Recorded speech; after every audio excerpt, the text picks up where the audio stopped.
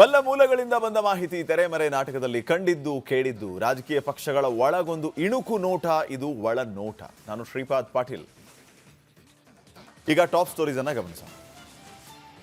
ಹೈಲಾಕ್ cabinet road block.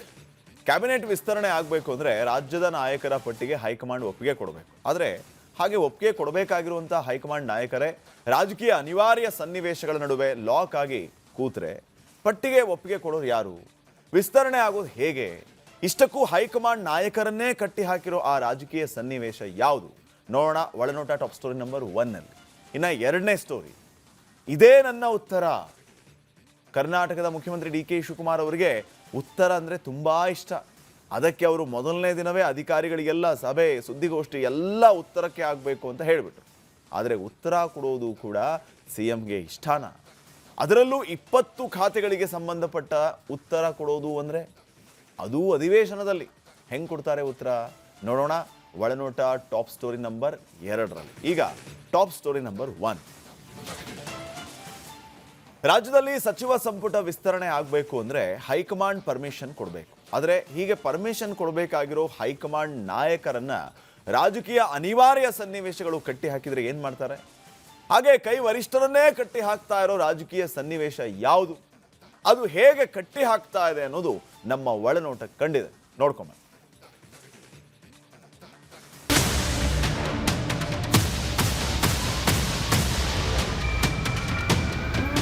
ಎಲ್ಲ ಅನ್ಕೊಂಡಿದ್ದಾರೆ ಸಂಪುಟ ವಿಸ್ತರಣೆ ಮಾಡೋ ವಿಷಯದಲ್ಲಿ DK ಶಿವಕುಮಾರ್ ಸಿಕ್ಕಾಕೊಂಡಿದ್ದಾರೆ ಅಂತ. ಅದು ಆಮೇಲಾಯ್ತು. ಅದಕ್ಕಿಂತ ಮೊದಲು ಕಾಂಗ್ರೆಸ್ ಹೈಕಮಾಂಡೇ ಈಗ ಸಿಕ್ಕಾಕೊಂಡಿದೆ ಅಂತ ಪೀಠಿಕೆ ಹಾಕುತ್ತಾ ಬಂದ್ರು ನಮ್ ಗೋವಿಂದಣ್ಣ. ಅರೆ ಗೋವಿಂದಣ್ಣ, ಅದ್ ಹೆಂಗೆ ಹೈಕಮಾಂಡ್ ಸಿಕ್ಕಾಕೊಂಡಿದೆ? ಅವರಿಗೇನು ಇವರು ಸರಿಯಾಗಿರೋ ಹೆಸರು ಲಿಸ್ಟ್ ನಲ್ಲಿ ಬರ್ಕೊಂಡು ಹೋದ್ರೆ ಅವ್ರು ಓಕೆ ಅಂತಾರಪ್ಪ. ಅದ್ ಹೆಂಗೆ ಹೈಕಮಾಂಡೇ ಸಿಕ್ಕಾಕೊಂಡಿದೆ ಅಂತ ನೀವ್ ಹೇಳ್ತೀರಿ ಅಂತ ಕೆಣಕಿದಾಗ ಬಾಯಿ ಬಿಟ್ರು ಕೈ ಹೈಕಮಾಂಡಿನ ಕೈಯೇ ಕಟ್ಟ ಹಾಕಿರುವ ಕತೆ.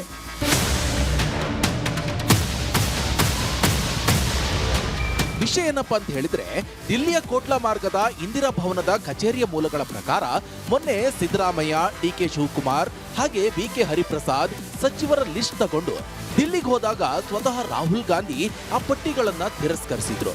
ಅಷ್ಟೇ ಅಲ್ಲ, ಹೊಸ ಪಟ್ಟಿ ತನ್ನಿ ಅಂತ ಕೂಡ ಹೇಳಿದ್ರು. ಆದ್ರೆ ಇವರು ಹೊಸ ಪಟ್ಟಿ ರೆಡಿ ಮಾಡಿದ್ರು ಸಹ ಈಗ ಅದನ್ನ ನೋಡೋದಕ್ಕೂ ಪುರ್ಸೊತ್ತಿಲ್ಲದ ಪರಿಸ್ಥಿತಿಗೆ ಹೈಕಮಾಂಡ್ ನಾಯಕರೇ ಸಿಕ್ಕಾಕೊಂಡಿದ್ದಾರೆ ಎನ್ನುತ್ತಿವೆ ಸಂಸತ್ತಿನ ವಿರೋಧ ಪಕ್ಷದ ಕಚೇರಿಯ ಮೂಲಗಳು. ಈಗ ಕಾಂಗ್ರೆಸ್ ಪಕ್ಷದಲ್ಲಿ ಹೈಕಮಾಂಡ್ ಯಾರಂದ್ರೆ ರಾಜಕೀಯ ಕಾಂಗ್ರೆಸ್ ನಾಯಕರಿಗೆ ರಾಹುಲ್ ಗಾಂಧಿಯ ಹೈಕಮಾಂಡ್. ಅವರೀಗ ಲೋಕಸಭೆಯಲ್ಲಿ ವಿರೋಧ ಪಕ್ಷದ ನಾಯಕ. ರಾಜಕೀಯವಾಗಿ ಕಾಂಗ್ರೆಸ್ ನಾಯಕರಲ್ಲ, ತಮ್ಮ ಹೈಕಮಾಂಡ್ ಅಂತ ಒಪ್ಪಿರುವ ರಾಹುಲ್ ಗಾಂಧಿ ನಿರ್ದೇಶನಗಳನ್ನೇ ಅಂತಿಮವಾಗಿ ಪಾಲಿಸೋದೇ ಆದ್ರೂ ಸಹ ಅಧಿಕೃತವಾಗಿ AICC ಅಧ್ಯಕ್ಷರು ಯಾರು ಅಂದ್ರೆ ಮಲ್ಲಿಕಾರ್ಜುನ್ ಖರ್ಗೆ. ಈಗ ಅವರು ರಾಜ್ಯಸಭೆ ವಿರೋಧ ಪಕ್ಷದ ನಾಯಕರು ಆಗಿದ್ದಾರೆ. ಕರ್ನಾಟಕದ ಸಂಪುಟದ ವಿಚಾರ ಅಂದಾಗ ಖರ್ಗೆ ಅವರು ಬಿಡುವಾಗಿ ಸಮಯ ಕೊಡಲೇಬೇಕು. ಸಂಸತ್ತಿನ ಮೂಲಗಳ ಪ್ರಕಾರ ಹಿಂಗೆ ಖರ್ಗೆ ಹಾಗೂ ರಾಗ ಇಬ್ರು ಸಹ ಫುಲ್ ಬ್ಯುಸಿ ಆಗಿರೋದು. ಯಾಕೆಂದ್ರೆ ಅದಕ್ಕೆ ಕಾರಣ ಲೋಕಸಭೆ ಅಧಿವೇಶನ. ನಾಳೆಯಿಂದ ಅತ್ತ ಲೋಕಸಭೆಯಲ್ಲಿ ರಾಹುಲ್ ಗಾಂಧಿ, ಇತ್ತ ರಾಜ್ಯಸಭೆಯಲ್ಲಿ ಮಲ್ಲಿಕಾರ್ಜುನ ಖರ್ಗೆ ಕಲಾಪಗಳಲ್ಲಿ ಬ್ಯುಸಿ ಆಗ್ತಿದ್ದಾರೆ. ಅದರಲ್ಲೂ ಈ ಬಾರಿ ರಾಜಕೀಯವಾಗಿ ನೀಟ್ ಪರೀಕ್ಷಾ ಅಕ್ರಮದ ವಿರುದ್ಧ ಹೋರಾಟಕ್ಕೂ ಇಳಿದಿದ್ದಾರೆ. ಸಾಲದಕ್ಕೆ ಸಂವಿಧಾನ ತಿದ್ದುಪಡಿ ವಿಧೇಯಕ ಸೇರಿದಂತೆ ಅತ್ಯಂತ ಪ್ರಮುಖ ವಿಧೇಯಕಗಳು ಈ ಬಾರಿ ಅಧಿವೇಶನದಲ್ಲಿ ಬರ್ತಾ ಇವೆ. ಈ ವಿಧೇಯಕಗಳ ಪಾಸ್ ಮಾಡಿಕೊಳ್ಳಲು NDA ತನ್ನ ಬಲವನ್ನು ಹೆಚ್ಚಿಸಿಕೊಳ್ಳುವುದಕ್ಕೆ ಮುಂದಾಗಿದೆ. ಹೀಗಿರುವಾಗ ಈ ಇಬ್ಬರು ನಾಯಕರು ಸಹ ಸಂಸತ್ತಿನ ಕಲಾಪದ ನಡುವೆ ಅತ್ತಿತ್ತ ನೋಡುವ ಸ್ಥಿತಿಯಲ್ಲಿ ಇಲ್ವಂತೆ. ಹಿಂಗಾಗಿಯೇ ಕರ್ನಾಟಕದ ಸಚಿವ ಸಂಪುಟ ವಿಸ್ತರಣೆ ಕಡೆ ಗಮನ ಕೊಡಲಾಗದಂತೆ ಲಾಕ್ ಆಗಿದ್ದಾರೆ ಅಂತಿವೆ ಸಂಸತ್ತಿನ ವಿರೋಧ ಪಕ್ಷದ ನಾಯಕರ ಕಚೇರಿಯ ಮೂಲಗಳು.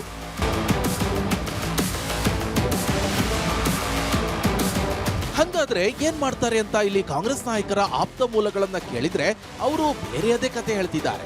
ಸದ್ಯದಲ್ಲೇ ರಾಹುಲ್ ಗಾಂಧಿ ಅವರೇ ಕರ್ನಾಟಕಕ್ಕೆ ಬರ್ತಾರೆ. ಆಗ ಸಂಪುಟ ವಿಸ್ತರಣೆ ಪಟ್ಟಿಗೆ ಇಲ್ಲೇ ಮುದ್ರೆ ಹಾಕ್ತಾರೆ ಅಂತಿದ್ದಾರೆ. ಸಂಸತ್ತಿನ ಲಾಕ್ ಬಿಡಿಸ್ಕೊಂಡು ಬಂದು ಇಲ್ಲಿ ರಾಜ್ಯ ನಾಯಕರನ್ನೆಲ್ಲ ಒಂದೇ ತಕ್ಕಡಿಯಲ್ಲಿ ಲಾಕ್ ಮಾಡಿ ಒಂದೇ ಪಟ್ಟಿ ಅನ್ಲಾಕ್ ಆಗೋ ಹಾಗೆ ಮಾಡಿದ್ರೆ ಮಾತ್ರ ಸಂಪುಟ ವಿಸ್ತರಣೆ ಸಾಧ್ಯ ಅನ್ನೋದು ನಮ್ಮ ಒಳನೋಟಕ್ಕೆ ಕಂಡಿದೆ.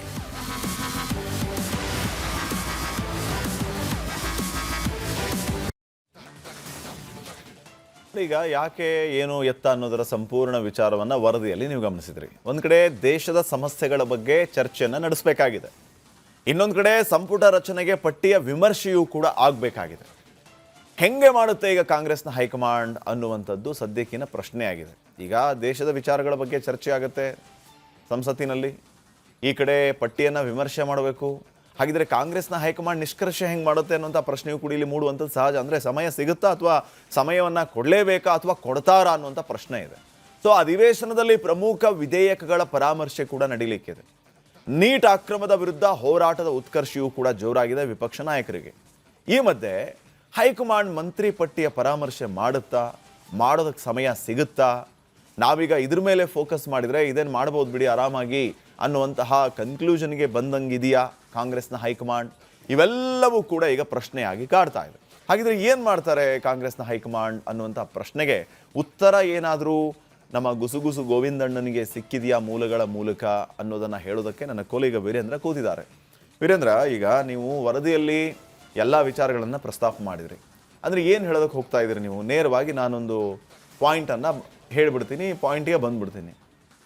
ಬಹುಶಃ ಈ ಸಂಸತ್ತಿನ ಮುಂಗಾರು ಅಧಿವೇಶನ ಮುಗಿಯೋವರೆಗೂ ಸಂಪುಟ ವಿಸ್ತರಣೆ ಆಗಲ್ಲ ಅನ್ನುವಂಥ ನೇರವಾದ ವಿಚಾರವನ್ನು ಹೇಳ್ತಾ ಇದ್ದೀರಿ ಅಂತ ಅನ್ಕೋತೀನಿ. ಅಂದರೆ ಆಗಸ್ಟ್ 13 ತನಕ ಇದು ನಡೆಯುತ್ತೆ. 23 ದಿನದಿಂದ 1 ತಿಂಗಳು ಅನ್ಕೊಂಬಿಡಿ, ಅಲ್ಲಿಗೆ ಇನ್ನೂ 1 ತಿಂಗಳ ಸಂಪುಟ ವಿಸ್ತರಣೆ ಇಲ್ಲ ಇಲ್ಲ ಇಲ್ಲ. ಕರೆಕ್ಟಾ ಪಟೇಲ್ರೆ? ಈಗ ನಾವು ಸ್ಟೋರಿಯಲ್ಲಿ ಏನು ಹೇಳಿದ್ವಿ ಅಂದರೆ, ಅಲ್ಲಿ ಅಧಿವೇಶನ ರಾಹುಲ್ ಗಾಂಧಿಯವ್ರನ್ನೋ ಖರ್ಗೆ ಅವ್ರನ್ನೋ ಈ ರಾಜಕೀಯ ಸನ್ನಿವೇಶಗಳು ಲಾಕ್ ಮಾಡ್ತಾ ಇದೆ ಅಂತ. ನೀವು ಪ್ರಶ್ನೆಗಳ ಮೂಲಕ ನಮ್ಮನ್ನು ಲಾಕ್ ಮಾಡೋಕ್ಕೆ ನೋಡ್ತಾ ಇದ್ದೀರಿ ಎಂದಿನಂತೆ. ಆಗಲಿ ನಾವು ಅದನ್ನು ಅನ್ಲಾಕ್ ಮಾಡೋವಂಥ ಪ್ರಯತ್ನನೂ ಮಾಡ್ತೀವಿ ಪಾಟೀಲ್ರೆ. ಈಗ ನೋಡಿ, ಏನು ಅಧಿವೇಶನ ನಡೀತಾ ಇದೆ ಹೌದಾ, ಆದರೆ ಯಾವ್ಯಾವ ಬಿಲ್ ಬರ್ತಾ ಇದೆ, ಸಂವಿಧಾನಕ್ಕೆ ತಿದ್ದುಪಡಿ ಮಾಡುವಂತಹ ವಿಧೇಯಕಗಳು ಈ ಅಧಿವೇಶನದಲ್ಲಿ ಬರ್ತಾ ಇದೆ. ಇದೇ ಸಂದರ್ಭದಲ್ಲಿ ಕರ್ನಾಟಕದಲ್ಲೂ ಅಧಿವೇಶನ ಇದೆ, ಯಾವಾಗಿಂದ? ಮುಂದಿನ ತಿಂಗಳು 6ನೇ ತಾರೀಕಿಂದ ಅಂತ ಸ್ವತಃ ಮುಖ್ಯಮಂತ್ರಿಗಳು ಹೇಳಿದ್ದಾರೆ ಪಾಟೀಲ್ರೆ. ಹೀಗಿರುವಾಗ ಅವರು ಆದ್ಯತೆ ಯಾವುದು ಅಂತ ನೋಡ್ತಾರೆ. ಒಂದು ಕಡೆ ನೀಟ್ ಬಗ್ಗೆ ಬಹಳ ದೊಡ್ಡ ಹೋರಾಟ ನಡೀತಾ ಇದೆ ಅಲ್ವಾ? ಹೌದು. ಸದನದ ಒಳಗೂ ಕೂಡ ಹೋರಾಟ ಮಾಡ್ತೀವಿ ಅಂತ ಹೇಳಿದ್ದಾರೆ. ಇವತ್ತು ಖರ್ಗೆ ಅವರೇ ಸರ್ವಪಕ್ಷ ಸಭೆಯಲ್ಲಿ ಕರೀಲಿಕ್ಕೆ ಹೇಳಿದ್ರು. ಇವತ್ತು ವಾಕೌಟ್ ಆಗಿರೋದು ಮತ್ತೊಂದು ಎಲ್ಲ ನಡೆದಿದೆ, ನೀವು ನೋಡಿದ್ದೀರಿ.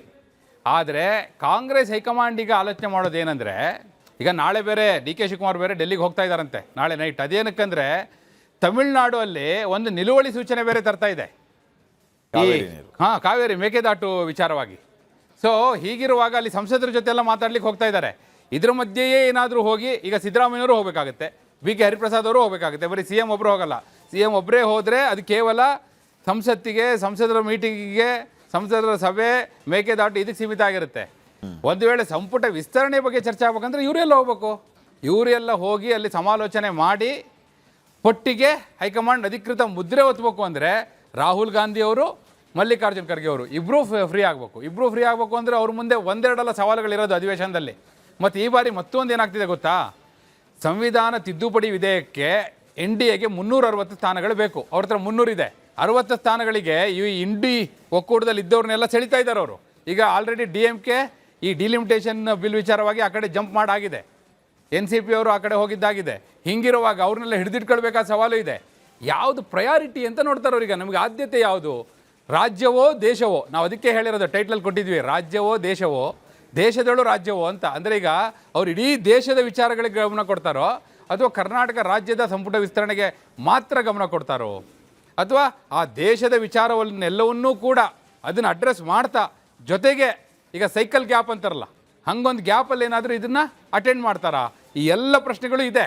ಆದರೆ ಉತ್ತರ ಕೊಡಬೇಕಾದವರು ದಿಲ್ಲಿಯಲ್ಲಿದ್ದಾರೆ, ಉತ್ತರ ಪಡಿಬೇಕು ಅಂತ ಓಡಾಡ್ತಾ ಇರೋರು ಈಗ ಇಲ್ಲಿದ್ದಾರೆ, ನಾಳೆ ದಿಲ್ಲಿಗೆ ಹೋಗ್ತಿದ್ದಾರೆ. ನೋಡೋಣ ಏನೇನಾಗುತ್ತೆ ಅಂತ ಪಾಟೀಲ್ರೆ. ಬಹುಶಃ ನೀವು ಈಗೆಲ್ಲ ಹೇಳ್ತಾ ಇರೋಂಥ ವಿಚಾರವನ್ನು ನೋಡಿದರೆ ಇದು ಯಾಕೋ ಈಗ ಆಗಸ್ಟ್ 13 ಅಂದರೆ 23 ದಿನ ಆದಮೇಲೆಯೂ ಕೂಡ ಈ ವಿಚಾರವನ್ನು ಎಷ್ಟು ಗಂಭೀರವಾಗಿ ತಗೊಳ್ತಾರೆ ಅನ್ನುವಂತಹ ಪ್ರಶ್ನೆ ನನಗೆ ಕಾಡ್ತಾ ಇದೆ. ಯಾಕಂದರೆ ಈಗ ನೋಡಿ, ಈಗ ನೀಟ್ ಪರೀಕ್ಷೆ ಆಗಿರ್ಬೋದು, ಮತ್ತೊಂದು ದೇಶದ ವಿಚಾರ ಅಂತ ಬಂದಾಗ ವಿರೋಧ ಪಕ್ಷಗಳಾಗಿ ಆಡಳಿತ ಪಕ್ಷವನ್ನು ಹೆಂಗೆ ಕಟ್ಟು ಹಾಕಬೇಕು ಅನ್ನೋದಕ್ಕೆ ಬಹಳ ದಿನಗಳಿಂದ ಕಾದು ಕುಳಿತಿರ್ತಾರೆ. ಈಗ ಸೆಷನ್ಗಳು ನಡೆಯುವಾಗ ಅದೊಂದು ಸಮಯ ಅವರಿಗೆ.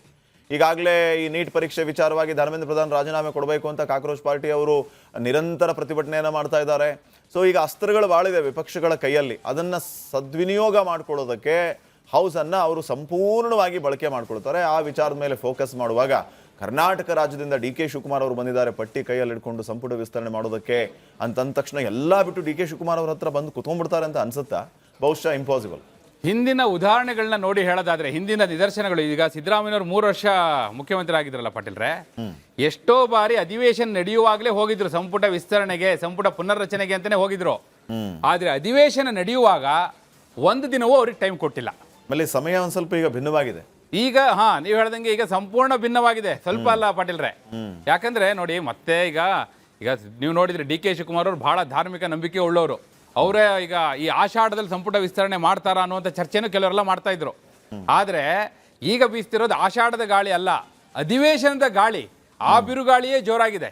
ನೀವು ಹೇಳಿದ್ರಲ್ಲ, ಈಗ ಧರ್ಮೇಂದ್ರ ಪ್ರಧಾನ್ ಅವರು ರಾಜೀನಾಮೆಗೆ ಒತ್ತಾಯಿಸಿ ಹೋರಾಟ ನಡೀತಿರೋದು. ಕಾಂಗ್ರೆಸ್ ಅದನ್ನ ಸದನದ ಒಳಗೆ ಹೋರಾಟ ಮಾಡುತ್ತೆ. ಆಲ್ರೆಡಿ ಅವ್ರು ರೆಡಿ ಆಗಿದ್ದಾರೆ ಅದಕ್ಕೆ. ಈಗ ಸದನವನ್ನ ಬಳಕೆ ಮಾಡ್ಕೋತಾರೋ ದುರ್ಬಳಕೆ ಮಾಡ್ಕೋತಾರೋ ಅನ್ನೋದು ಅವರವರ, ಈಗ ಅವ್ರು ಯಾವ ಧ್ರುವದಲ್ಲಿ ನಿಂತಿದ್ದಾರೆ ಅನ್ನೋದ್ರ ಮೇಲೆ ಡಿಪೆಂಡ್ ಆಗುತ್ತೆ. ಈಗ ಕಾಂಗ್ರೆಸ್ ಅವ್ರ ಪ್ರಕಾರ ಅಲ್ಲಿ ಹೋರಾಟ ಮಾಡೋದು, ಸದನ ನಡೆಯಲಿಕ್ಕೆ ಬಿಡದೇ ಇರೋದು, ಸದನದ ಬಾವಿಗಿಳಿದು ಪ್ರತಿಭಟನೆ ಮಾಡೋದು ಅವ್ರ ಪ್ರಕಾರ ಸದನದ ಸದ್ಬಳಕೆ. ಅದೇ ಬಿಜೆಪಿ ಅವರಿಗೆ ಹೋಗಿ ಕೇಳಿ ನೀವು, ಇವರು ಸದನ ಕಂಪ್ಲೀಟ್ ಸ್ಟಾಲ್ ಮಾಡ್ತಾ ಇದ್ದಾರೆ, ಅಧಿವೇಶನ ನಡೆಸಲಿಕ್ಕೆ ಬಿಡ್ತಾ ಇಲ್ಲ, ಜನರ ವಿಚಾರ ಚರ್ಚೆ ಆಗ್ಲಿಕ್ಕೆ ಬಿಡ್ತಾ ಇಲ್ಲ, ದುರ್ಬಳಕೆ ಆಗ್ತಾ ಇದೆ ಸದನದ ಸಮಯ ಅಂತ ಅವ್ರು ಹೇಳ್ತಾರೆ. ಹಿಂಗಾಗಿ ಈಗ ಇರುವ ಪ್ರಶ್ನೆ ಏನು, ಈ ಸದನದ ನಡುವೆ ಲೋಕಸಭೆಯಲ್ಲಿ ರಾಹುಲ್ ಗಾಂಧಿ, ರಾಜ್ಯಸಭೆಯಲ್ಲಿ ಮಲ್ಲಿಕಾರ್ಜುನ್ ಖರ್ಗೆ ಅವರು, ಹೈಕಮಾಂಡ್ ಅಂದ್ರೆ ಇವರಿಬ್ರೆ. ಅಂದ್ರೆ ರಾಜಕೀಯವಾಗಿ ರಾಹುಲ್ ಗಾಂಧಿ ಅವ್ರನ್ನ ಒಪ್ಕೊಂಡಿದ್ದಾರೆ. ಆದ್ರೆ AICC ಅಧ್ಯಕ್ಷರು ಅವರೇ ಅಲ್ವಾ, ಖರ್ಗೆ ಅವರಲ್ವಾ, ಅವರೇ ಹೇಳ್ಬೋದು ನಮ್ಮ ಹೈಕಮಾಂಡ್ ತೀರ್ಮಾನ ಮಾಡುತ್ತೆ ಅಂತ ಖರ್ಗೆ ಅವರೇ ಹೇಳ್ತಾರೆ. ಸ್ಟಿಲ್ ಅವ್ರು AICC ಅಧ್ಯಕ್ಷರು, ಕರ್ನಾಟಕದ ವಿಚಾರ ಅಂದ್ಕೊಳ್ಳಿ ಅವ್ರು ಅಟೆಂಡ್ ಮಾಡಬೇಕು. ಅವರಿಬ್ಬರು ಇಲ್ಲದೆ ಇರುವಾಗ ಇವ್ರು 3 ಜನ ಹೋಗಿ, ಯಾರ್ಯಾರು, ಡಿ ಕೆ ಶಿವಕುಮಾರ್ ಅವರು, ಸಿದ್ದರಾಮಯ್ಯವರು, BK ಹರಿಪ್ರಸಾದ್ ಅವರು ಯಾರ ಹತ್ರ ಮಾತಾಡ್ತಾರೆ? ವೇಣುಗೋಪಾಲ್ ಅವ್ರ ಹತ್ರ, ಸುರ್ಜೇವಾಲಾ ಅವ್ರ ಹತ್ರ ಮಾತಾಡ್ಕೊಂಡು ಬಂದ್ರೆ ಅದು ಎಷ್ಟೋ ಸತಿ ಮಾತಾಡ್ಕೊಂಡು ಬಂದಿದ್ದಾರೆ. ಒಂದ್ಸತಿ ಅವ್ರ ಜೊತೆ ಮಾತಾಡಿ ಬಂದು ಸಂಪುಟ ವಿಸ್ತರಣೆ ಆಗಿದ್ದಿಲ್ಲ.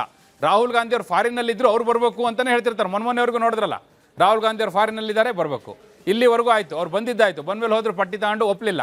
ಈಗ ಅಧಿವೇಶನ ಬಂದಿದೆ, ಅಧಿವೇಶನದ ಮಧ್ಯೆ ಏನಾದರೂ ಆದರೆ, ಒಂದು ವೇಳೆ ಅದ್ರ ನಡುವೆ ಸೈಕಲ್ ಗ್ಯಾಪ್ನ ಹೇಳಿದ್ನಲ್ಲ, ಅದರಲ್ಲೇ ಟೈಮ್ ಕೊಟ್ಟು ಸಂಪುಟ ವಿಸ್ತರಣೆ ಆದರೆ, ಹೊಸ ಸಚಿವರು ಬಂದರೆ ನಾವು ನೀವು ನೋಡಿ ಸಂತೋಷ ಪಡೋಣ ಪಾಟೀಲ್ರೆ. ಇನ್ನೊಂದು ವಿಚಾರ ಏನಂತಂದ್ರೆ, ಈಗ ಬಹುಶಃ ವಿಳಂಬ ಆದಷ್ಟು, ಈಗ ಸಂಪುಟ ವಿಸ್ತರಣೆಯ ವಿಚಾರ ವಿಳಂಬ ಆದಷ್ಟು ಇದು ಡಿ ಕೆ ಶಿವಕುಮಾರ್ ಅವ್ರಿಗೆ ಅನುಕೂಲ ಆಗುತ್ತೆ ಅಂತ ಭಾವಿಸಬಹುದಾ, ಅಥವಾ ಒತ್ತಡ ಹೆಚ್ಚಾಗುತ್ತೆ ಅಂತ ಭಾವಿಸಬಹುದಾ? ಇದೊಂದು ರೀತಿ ಹಗ್ಗದ ಮೇಲಿನ ನಡಿಗೆ ಪಾಟೀಲ್ರೆ. ಈಗ ಹೆಜ್ಜೆನ ಎಚ್ಚರಿಕೆಯಾಗಿ ಇಡಬೇಕು, ಪ್ರತಿ ಹೆಜ್ಜೆಯನ್ನು. ಹೆಜ್ಜೆ ಇಡ್ಲೇಬೇಕು ಅಂದ್ರೆ ಈ ಬರಗಾಲದಂತ ಸಂದಿಗ್ಧ ಬೇರೆ ಇದೆ ನಮ್ಮ ರಾಜ್ಯದಲ್ಲಿ ಈಗ. ಕರೆಕ್ಟ್. ಅದೇ ಕಾರಣಕ್ಕಾಗಿ ಈ ಬರಗಾಲದ ಸಂದರ್ಭದಲ್ಲಿ, ಸಂದಿಗ್ಧ ಪರಿಸ್ಥಿತಿಯಲ್ಲಿ, ಆಕಾಂಕ್ಷಿಗಳ ಒತ್ತಡ ಇರುವಾಗ ಎಲ್ಲವನ್ನೂ ಬ್ಯಾಲೆನ್ಸ್ ಮಾಡ್ಕೊಂಡು ಹೋಗೋದು ಅಂದ್ರೆ ಈ ಹಗ್ಗದ ಮೇಲೆ ನಡಿಗೆ ಅಂತಾರಲ್ಲ, ಅಕ್ಷರಶಃ ಆ ಪರಿಸ್ಥಿತಿ ಅವ್ರದ್ದು. ಹೆಜ್ಜೆ ಇಡ್ಲೇಬೇಕು, ಹೆಜ್ಜೆ ಇಡದೆ ನಿಲ್ಲಿಕ್ಕಾಗಲ್ಲ. ಎಷ್ಟೊತ್ತು ನಿಂತ್ಕೋತೀರಿ ನೀವು ಹಗ್ಗದ ಮಧ್ಯದಲ್ಲಿ? ಮುಂದೆ ಹೋಗ್ಲೇಬೇಕಲ್ಲ, ಆ ಪಾರ್ಟಿಗೆ ರೀಚ್ ಆಗ್ಲೇಬೇಕಲ್ಲ. ಆಮೇಲೆ ಸಂಪುಟ ವಿಸ್ತರಣೆ ಮಾಡ್ಬೇಕಂತ ಅನಿವಾರ್ಯತೆಯೂ ಕೂಡ ಇದೆ ಡಿ ಕೆ ಶಿವಕುಮಾರ್ ಅವರಿಗೆ. ಕೃಷಿ ಸಚಿವರಿಲ್ಲ, ರೈತರ ಗೋಳು ಕೇಳೋಣ ಅಂತಂದ್ರೆ, ಈ ಕಡೆ ಜಾನುವಾರುಗಳ ಆರೈಕೆ ಆಗ್ಬೇಕು ಅಂತಂದ್ರೆ ಪಶು ಸಂಗೋಪನಾ ಸಚಿವರಿಲ್ಲ. ಎಲ್ಲದಕ್ಕೂ ಇವರೇ ಏನಷ್ಟು ಅಂತ ಕೆಲಸ ಮಾಡ್ತಾರೆ, ಏನಂತ ಉತ್ತರ ಕೊಡ್ತಾರೆ ಅನ್ನೋ ಪ್ರಶ್ನೆಯೂ ಕೂಡ ಕಾಡುತ್ತೆ. ನೀವು ಒಳ್ಳೆ ಇಂಟ್ರೆಸ್ಟಿಂಗ್ ಪಾಯಿಂಟ್ ಎತ್ತಿದ್ದೀರಿ. ನೆಕ್ಸ್ಟ್ ಪ್ಯಾಕೇಜ್ ಅಲ್ಲಿ ಡೀಟೇಲ್ ಆಗಿ ಇದ್ರ ಬಗ್ಗೆ ಡಿಸ್ಕಷನ್ ಇದೆ ಪಾಟೀಲ್. ನೀವು ಹೇಳಿದ್ರಲ್ಲ, ನೆಕ್ಸ್ಟ್ ಈಗ ನಾವು ನೆಕ್ಸ್ಟ್ ಸ್ಟೋರಿ ಕೊಡ್ತೀವಲ್ಲ, ಬಹಳ ಡೀಟೇಲ್ ಡಿಸ್ಕಷನ್ ಆಗುತ್ತೆ. ಮತ್ತೆ ಅದಕ್ಕೆ ಬಹಳಷ್ಟು ಆಯಾಮಗಳು ಕೂಡ ಇದೆ. ಅದಕ್ಕೆ ಡಿ ಕೆ ಶಿವಕುಮಾರ್ ಅವರು ಈ ಚಾಪೆ ಕೆಳಗಡೆ ತೂರಿದ್ರೆ ರಂಗೋಲಿ ಕೆಳಗೆ ತೂರೋದು ಅಂತಾರಲ್ಲ, ಆ ರೀತಿಯ ಕಾರ್ಯತಂತ್ರವನ್ನು ರೆಡಿ ಮಾಡ್ಕೊಂಡಿದ್ದಾರೆ. ಆದ್ರೆ ಈಗ ಇರುವ ಪ್ರಶ್ನೆ ಏನು, ಈಗ ದಿಲ್ಲಿಗೆ ಹೋಗ್ತಾ ಇದ್ದಾರೆ. ದಿಲ್ಲಿಯಲ್ಲಿ ಹೈಕಮಾಂಡ್ ಇವ್ರಿಗೆ ಟೈಮ್ ಕೊಡುತ್ತಾ, ಕೊಟ್ಟರು ಸಂಪುಟ ವಿಸ್ತರಣೆಗೆ ಅಧಿಕೃತ ಮುದ್ರೆ ಒತ್ತುತ್ತಾ? ಯಾಕಂದ್ರೆ ಇವ್ರೊಬ್ಬರೇ ಹೋದ್ರೆ ಆಗಲ್ಲ ಅಂತ ನಾ ಹೇಳಿದ್ನಲ್ಲ, ಅದಕ್ಕೆ ಸಿದ್ದರಾಮಯ್ಯವ್ರದ್ದು, ಡಿ ಕೆ ಶಿವಕುಮಾರ್ ಅವ್ರದ್ದು. ಮತ್ತೆ ಈ ಸತಿ ವಿಶೇಷ ಏನ್ ಗೊತ್ತಾ, ಇಲ್ಲಿವರೆಗೂ ಸಿದ್ದರಾಮಯ್ಯವ್ರದ್ದು, ಡಿ ಕೆ ಶಿವಕುಮಾರ್ ಅವ್ರು ಇಬ್ರು ಲಿಸ್ಟ್ ಇರ್ತಿತ್ತು. ಈ ಸತಿ ಬರೀ BK ಹರಿಪ್ರಸಾದ್ ಅಷ್ಟೇ ಅಲ್ಲ, ವೇಣುಗೋಪಾಲ್ ಒಂದು ಲಿಸ್ಟ್ ಇಟ್ಕೊಂಡಿದ್ರಂತೆ, ಸುರ್ಜೇವಾಲಾ ಅವ್ರದ್ದು ಒಂದು ಲಿಸ್ಟ್ ಇತ್ತಂತೆ. ಈ 5 ಲಿಸ್ಟನ್ನ ಅದನ್ನ ಫಿಲ್ಟರ್ ಮಾಡಿ ರಾಹುಲ್ ಗಾಂಧಿ ಅವ್ರ ಮುಂದೆ ಹೋದ್ರೆ ಅವ್ರೆಲ್ಲ ಪಕ್ಕಕ್ಕೆ ಇಟ್ಬಿಟ್ಟು 55 ವರ್ಷದ ಒಳಗಿನವ್ರ ಪಟ್ಟಿ ತನ್ನಿ ಅಂದ್ರು. ನಾವು ಕೊಟ್ಟಿದ್ವಲ್ಲ ಮೊನ್ನೆ ಸ್ಟೋರಿ. ಇಷ್ಟೆಲ್ಲ ಸರ್ಕಸ್ ನಡೀತಿರುವಾಗ ಈ ಸೈಕಲ್ ಗ್ಯಾಪಲ್ಲಿ ಇದು ಕ್ಲಿಯರ್ ಆಗುವಂತದ್ದಾ? ಥಿಂಕ್ ಮಾಡಿ ಪಾಟೀಲ್ರೆ ನೀವೇ. ಗೋವಿಂದಣ್ಣ ಅವರು ಡೆಲ್ಲಿಯಲ್ಲೇ ಇದಾರ, ಇನ್ನು ವಾಪಸ್ ಬೆಂಗಳೂರಿಗೆ ಬಂದ್ರ? ಈಗ ಸದ್ಯ ಮತ್ತೆ ವಾಪಸ್ ನಾಳೆ ನೈಟ್ ಹೋಗ್ತಾ ಇದ್ದಾರೆ. ಈಗ ಇಲ್ಲೇ ಇದ್ದಾರೆ. ಈ ಕಡೆ ಇಲ್ಲಿ ಅಧಿವೇಶನ ನಡೀತಾ ಇದೆ ವಿಧಾನಸೌಧದಲ್ಲಿ. ಇದು ಕ್ಯಾಬಿನೆಟ್ ಮೀಟಿಂಗ್ ನಡೀತಾ ಇದೆ. ಅಧಿವೇಶನ 6ನೇ ತಾರೀಕಿಂದ ಶುರು ಆಗುತ್ತೆ. ಅದಕ್ಕೆ ಬೇಕಾಗಿ ಕ್ಯಾಬಿನೆಟ್ ಡಿಸಿಷನ್ ಆಗ್ಬೇಕಲ್ಲ, ಕ್ಯಾಬಿನೆಟ್ ನಡೀತಾ ಇದೆ, ಅಲ್ಲಿ ಹೋಗಿದ್ದಾರೆ. ಕ್ಯಾಬಿನೆಟ್ ಮುಗಿದ ಕೂಡಲೇ ಫೋನ್ ಮಾಡ್ತಾರೆ ಪಾಟೀಲ್ರೆ, ನಿಮಗೆ ಕಾನ್ಫರೆನ್ಸ್ ಕಾಲ್ ತಗೋತೀನಿ. ಅಲ್ಲ, ಈಗ ಟೈಮ್ ಸ್ವಲ್ಪ ಕರ್ಕೊಂಡ್ ಬನ್ನಿ ಅವ್ರನ್ನ ನಮ್ಮ ಆಫೀಸ್ ಕಡೆಗೆ. ಅಲ್ಲ, ಅಲ್ಲಿ ಕ್ಯಾಬಿನೆಟ್ ಒಳಗೆ ಕೂತ್ ಬಿಟ್ಟಿದ್ದಾರೆ. ಈಗ ಕ್ಯಾಬಿನೆಟ್ ಒಳಗೆ ಕೂತಾಗ ಕ್ಯಾಬಿನೆಟ್ ಒಳಗೆ ನಾವು ಫೋನ್ ಮಾಡಂಗಿಲ್ಲ, ಅಲ್ಲಿ ಎಲ್ಲ ಹೊರಗಿಟ್ಟು ಹೋಗಿರ್ತಾರೆ, ರಿಸ್ಟ್ರಿಕ್ಷನ್ಸ್ ಇದೆ. ಏನ್ ಮಾಡೋದು ಹೇಳಿ ಪಾಟೀಲ್? ಏನ್ ಭಯ ಅಂದ್ರೆ, ಗೋವಿಂದಣ್ಣ ನನಗೆ ಪರಿಚಯ ಮಾಡಿಸ್ಬಿಟ್ರೆ ಎಲ್ಲಿ ನೀವು ನಮ್ಮನ್ನ ಸೈಡ್ಗೆ ಇಟ್ಬಿಡ್ತಿರೋ ಅಂತ ಭಯ. ಇರ್ಲಿ ಬಿಡಿ, ನಮಗೇನು ವಿಷಯ ಸಿಕ್ಕರೆ ಸಾಕಲ್ಲ. ಇಲ್ಲ, ನಿಮ್ಮ ಮೂಲಕ ಸಿಗ್ಲಿ, ಗೋವಿಂದಣ್ಣನ ಮೂಲಕ ಭೇಟಿ ಮಾಡಿಸ್ತೀವಿ. ಓಕೆ, ಎರಡನೇ ಸ್ಟೋರಿ ಹೋಗೋಣ. ಈಗ ಮನೆಯಿಂದ ಹೊರಡೋದು ಉತ್ತರ ದಿಕ್ಕಿನಿಂದ, ವಿಧಾನಸೌಧಕ್ಕೆ ಎಂಟ್ರಿ ಕೊಟ್ಟಿದ್ದು ಉತ್ತರ ದಿಕ್ಕಿನಿಂದ, ಪ್ರೆಸ್ ಮೀಟ್ ಮಾಡೋದಕ್ಕೂ ಉತ್ತರ, ಬೆಳಗಾವಿ ಸುವರ್ಣಸೌಧಕ್ಕೆ ಹೋದ್ರೂ ಉತ್ತರ, ಇಂತಹ ಉತ್ತರದ CM ಈಗ ಅಧಿವೇಶನದಲ್ಲಿ ತಮ್ಮ ಬಳಿ ಇರೋ 20 ಖಾತೆಗಳಿಗೆ ಸಂಬಂಧಪಟ್ಟಂತ ಪ್ರಶ್ನೆಗಳಿಗೆ ಹೆಂಗೆ ಉತ್ತರ ಕೊಡ್ತಾರೆ ಅಂತ ಕೇಳಿದ್ರೆ, ಉತ್ತರ ದಿಕ್ಕಿನಲ್ಲಿರೋ ಅವರ ಕಚೇರಿಯ ಉತ್ತರದಾಯಿ ಮೂಲಗಳು ಉತ್ತರ ದಿಕ್ಕಿನಿಂದಲೇ ಉತ್ತರ ನೀಡಿದ್ದು ಉತ್ತರೋತ್ತರವಾಗಿ ನಮ್ಮ ಒಳನೋಟಕ್ಕೆ ಕಂಡಿದೆ.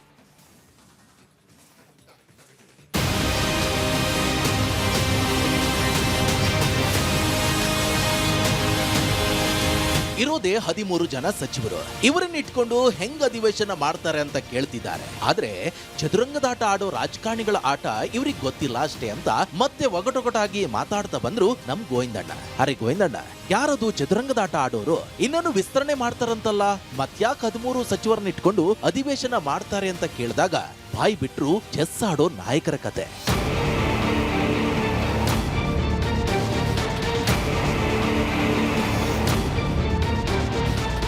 ವಿಷಯ ಏನಪ್ಪ ಅಂತ ಹೇಳಿದ್ರೆ, ಈಗ ರಾಜ್ಯ ಸರ್ಕಾರದಲ್ಲಿ ಇರೋದೇ 13 ಸಚಿವರು, CM ಸೇರಿದ್ರೆ 14. ಇದೇ ಜುಲೈ 20 ಅಂದ್ರೆ ನಾಳೆಯಿಂದ ಸಂಸತ್ತಿನ ಮುಂಗಾರು ಅಧಿವೇಶನ ಆರಂಭ. ರಾಹುಲ್ ಗಾಂಧಿ ಹಾಗೂ ಖರ್ಗೆ ಅವರು ಅಲ್ಲಿ ಫುಲ್ ಬ್ಯುಸಿ. ದಿಲ್ಲಿ ಮೂಲಗಳ ಪ್ರಕಾರ ಈ ಇಬ್ರು ನಾಯಕರು ಅಲ್ಲಿ ಬ್ಯುಸಿ ಆಗಿದ್ದಾಗ ಇಲ್ಲಿ ರಾಜ್ಯ ನಾಯಕರು ಹೊಸದಾಗಿ ರೆಡಿ ಮಾಡಿರೋ ಪಟ್ಟಿ ನೋಡಿ ಅಳೆದು ತೂಗಿ ಸಂಪುಟ ವಿಸ್ತರಣೆಗೆ ಪಟ್ಟಿ ಫೈನಲ್ ಮಾಡಿ ಅಧಿಕೃತ ಮುದ್ರೆ ಕೊಡುವ ಪ್ರಕ್ರಿಯೆ ಸುಲಭ ಅಲ್ಲ. ಹಿಂಗಿರುವಾಗ ಈಗ ಒಂದ್ ವೇಳೆ ವಿಸ್ತರಣೆ ಆಗದೇ ಹೋದ್ರೆ ಆಗ ಅಧಿವೇಶನದಲ್ಲಿ CM ಹೇಗೆ ನಿಭಾಯಿಸ್ತಾರೆ ಅನ್ನೋದು ಸದ್ಯ ರಾಜಕೀಯ ಪಡಸಾಲೆಯಲ್ಲಿ ಚರ್ಚೆ ಆಗ್ತಿರೋ ಹಾಟ್ ಟಾಪಿಕ್.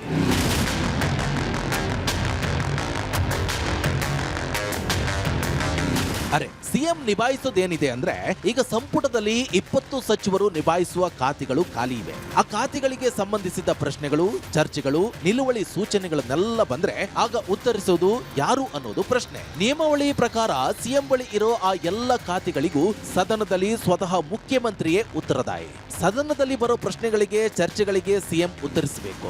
ಆದ್ರೆ ವಿಧಾನಸಭೆ ಹಾಗೆ ವಿಧಾನ ಪರಿಷತ್ ಎರಡೆರಡು ಸದನ ಇದೆಯಲ್ಲ, ಹಿಂಗಾಗಿ CM ಎಲ್ಲಿ ಆನ್ಸರ್ ಮಾಡ್ತಾರೆ, ವಿಧಾನಸಭೆಯಲ್ಲ ಪರಿಷತ್ನಲ್ಲ ಅನ್ನೋ ಪ್ರಶ್ನೆಯೂ ಮೂಡುತ್ತೆ. ಸಾಮಾನ್ಯವಾಗಿ CM ಅಧಿವೇಶನ ಇದ್ದಾಗ ಗುರುವಾರದ ದಿನ ಪರಿಷತ್ನಲ್ಲಿ ಉತ್ತರಿಸುವ ಪರಿಪಾಠ ಬೆಳೆದು ಬಂದಿದೆ. ಈಗ 20 ಖಾತೆಗಳಿಗೆ ಸಂಬಂಧಿಸಿದ ಎಲ್ಲ ಪ್ರಶ್ನೆಗಳಿಗೆ, ಚರ್ಚೆಗಳಿಗೆ CM ಒಬ್ಬರೇ ಉತ್ತರ ಕೊಡೋದು ಪ್ರಾಕ್ಟಿಕಲಿ ಕಷ್ಟ. ಹಾಗಾದ್ರೆ ಏನ್ ಮಾಡ್ತಾರಂದ್ರೆ, ಅದಕ್ಕೂ CM ಕಚೇರಿಯ ಮೂಲಗಳ ಬಳಿ ಉತ್ತರ ಇದೆ.